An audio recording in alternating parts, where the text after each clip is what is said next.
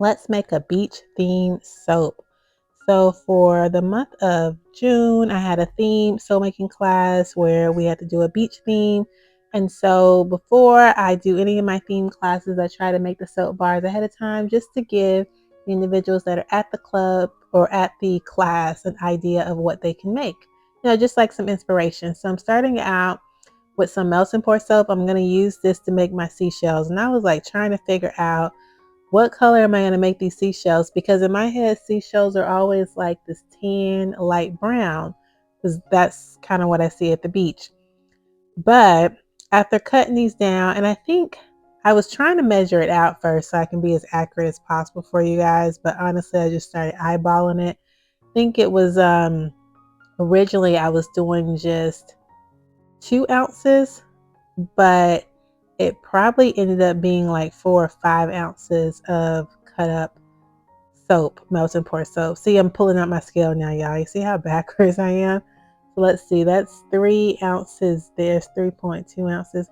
So yeah, I think I was trying to do 3 ounces because I was doing 2 different colors. So I was planning to do, well, not 2 different colors, but I was going to do rose clay and mix that in with yellow Brazilian clay is I think the other color that I use to make the soap sort of like shell colors. So I tried to measure out 3 ounces each, but honestly, I think I came back afterwards and probably added in like another ounce. So yeah, it wasn't yellow Brazilian clay, it was gold mica.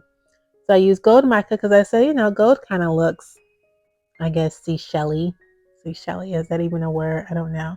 And then no, I didn't use rose clay. Rose clay was too light. So I ended up using, it was like a pink mica. Forget the name of it. But it was from Brambleberry. Gosh, what was it? I can't remember, but it is a pink mica. So I just warmed those both up, tried to coordinate warming them up together, and then I tried to do like the kiss pour for each one. I got the silicone mold actually from like the Dollar Tree many years ago. Like I think right around the time I opened my business, like maybe in 2022 or 2023. And this is literally the first time I'm ever using it, guys. And I also wanted to add some Dead Sea mud in there. I used indigo and I used blue pigment because I wanted to create like some ocean waves. I just wanted to add the Dead Sea mud in there just because it simply is a beach soap and I wanted the added benefits of the detoxing that it would do for the skin. So after I poured the melting pour soap into this silicone mold, which is not like the best quality. It's kind of hard. Like it's not easy to get the seashells out.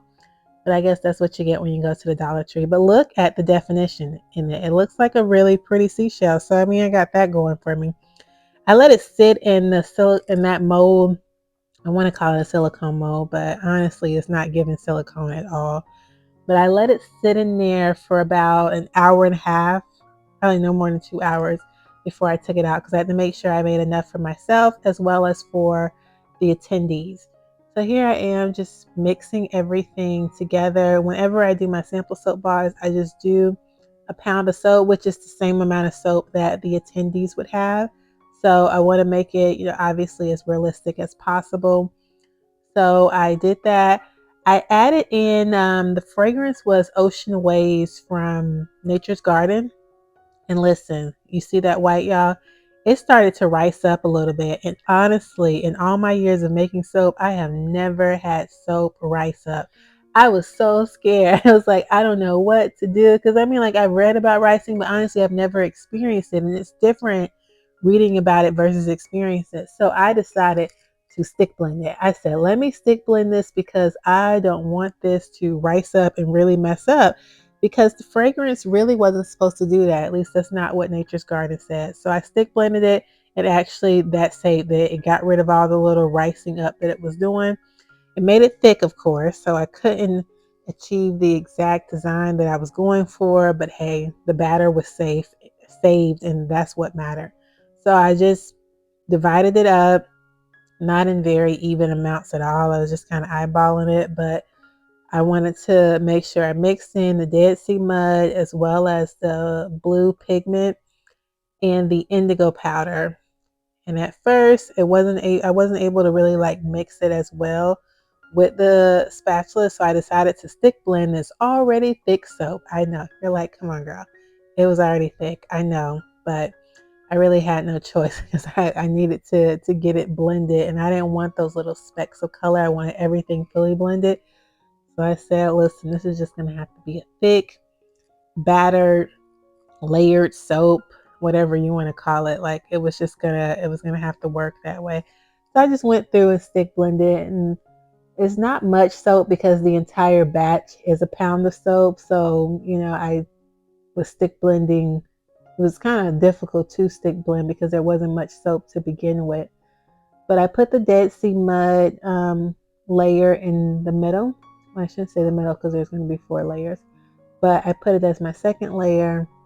And I wanted to make sure I got all of it out. Listen, it's much cleaner or much easier to clean up the soap if you can get everything out. So that's always my goal, to get as much of it out as possible.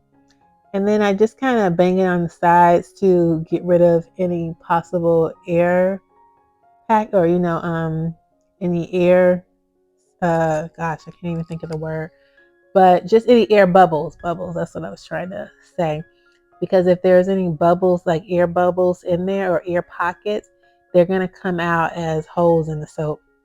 So I thought I would texture the mud part before I add the blue, but that really didn't make a difference because then I still just kind of started poking at it, so it kind of got rid of the texture and just kind of mixed everything in there, which it came out nice, but definitely not the design that I was hoping for, because I definitely didn't think I was going to have a batter this thick. But soaping is a surprise, and that's what it does. It just surprises you. You never know what's going to happen. So then I'm just going to bang this silicone mold as much as possible to try to get out any of the air bubbles. And as you can see at the end, I did not achieve that goal of getting out every air bubble, but I got out enough. And afterwards, I was like, well, let me just put these pretty seashells. I wanted to make sure that each soap bar had a seashell, and this mold will give you 4 soap bars and then 2 end pieces, but the seashells were simply too big. So I just went with 3 because that's really all I could fit.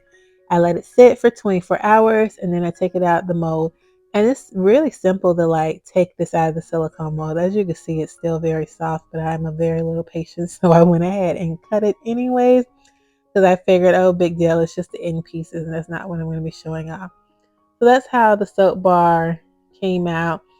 And there's actually some air pocket holes on the side of some of the soap bars. So I guess you actually can't see them here, but there was definitely some in there. So I wasn't able to get rid of all of them, but I got rid of enough. So thank you guys for watching.